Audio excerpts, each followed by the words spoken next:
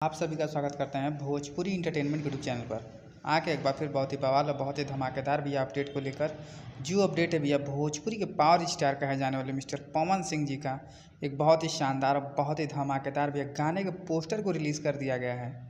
जैसा कि भैया आप सभी लोग स्क्रीन पर देख पा रहे होंगे, जिस बेहतरीन और धमाकेदार भैया गाने का नाम है सड़िया के पिन। बात की जाए भैया इस गाने की, तो इस गाने को भैया गाया है भोजपुरी के power star mister Pawan Singh ji ने। वहीं पर भैया इस गाने में उनका साथ दिया है शिल्पी राज जी ने।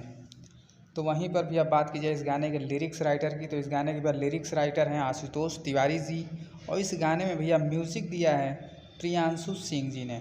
तो वहीं पर इस बेहतरीन और लाजवाब गाने में भैया आप सभी को फीचरिंग करते नज़र आ जाएंगे खूबसूरत और बहुत ही धमाकेदार एक्ट्रेस भैया ईशानी घोष जी, जो कि बहुत ही बेहतरीन और बहुत ही भैया कमाल की एक्ट्रेस हैं।